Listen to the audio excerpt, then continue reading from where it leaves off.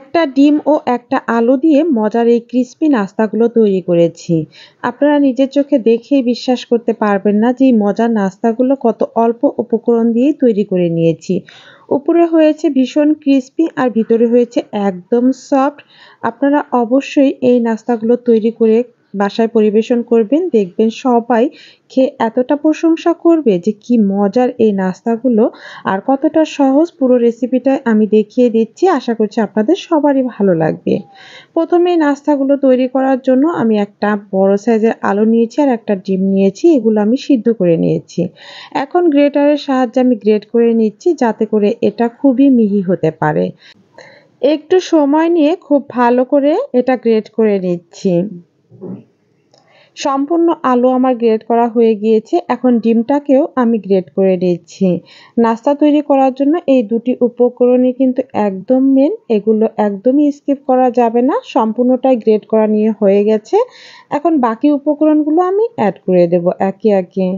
প্রথমে এখানে এর মধ্যে দিয়ে দিচ্ছি আমি পেঁয়াজ বেরেস্তা। পেঁয়াজটা বেরেস্তা করে দিলেই কিন্তু এই নাস্তার টেস্টটা অনেক ভালো আসে। দিয়ে দিচ্ছি কাঁচামরিচ কুচি, ধনেপাতা কুচি, দিয়ে দিলাম ১ চামচ পরিমাণে চিলি ফ্লেক্স, ১/২ চামচ পরিমাণে ধনিয়া গুঁড়া, ১/২ চামচ ভাজা জিরে গুঁড়া, ১ চামচ দিয়েছি চাট মশলা, ১ চামচ আদা ও রসুনের পেস্ট আর স্বাদমতো লবণ।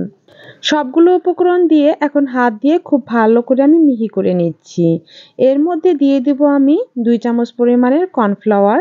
এখানে আপনি ময়দা বা বেসনও দিতে পারেন। এটা বাইন্ডিং এর জন্য খুব ভালো হবে।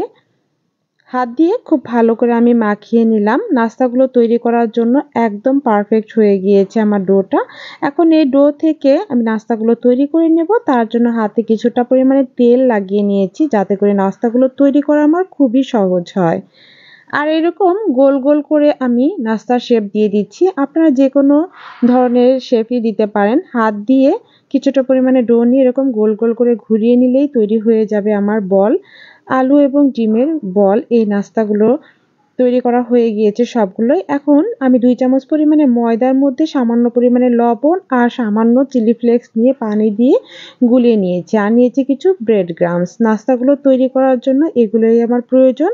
এখন একটা করে বল এর মধ্যে আমি দিয়ে দিচ্ছি। এটার মধ্যে গড়িয়ে এরপরে আমি ব্রেড ক্রাম্বে গড়িয়ে নেব। এতে করে কিন্তু নাস্তাগুলো খুবই ক্রিস্পি হবে যেহেতু আমি ব্রেড ক্রাম্বসটা ব্যবহার করেছি। আপনারা চাইলে টোস্ট বিস্কুট গুঁড়ো করেও এখানে ব্যবহার করতে পারেন। এভাবে সবগুলো নাস্তাই আমি তৈরি করে নিলাম। এখন কিন্তু আমার নাস্তার শেপ দেওয়া হয়ে গিয়েছে। সবকিছুই প্রসেস রেডি, ভাজার পালা। চুলায় ফ্রাই প্যানে আমি পরিমাণ মতো তেল দিয়েছি আর তার মধ্যে আমি সবগুলো নাস্তাই দিয়ে দেব। আর তেলটা খুব ভালো করে গরম করে দিতে হবে। তারপর এপিঠ ওপিঠ উল্টিয়ে পাল্টিয়ে নাস্তাগুলো ভাজতে হবে। ভাজার সময় অবশ্যই চুলার আঁচটা মিডিয়াম হিটে রাখবেন, না হলে খুব দ্রুত উপরে কালার চলে আসবে। এতে করে কিন্তু নাস্তাগুলো ভালো করে কুক হতে পারবে না। উল্টিয়ে পাল্টিয়ে আমি ভেজে নিচ্ছি।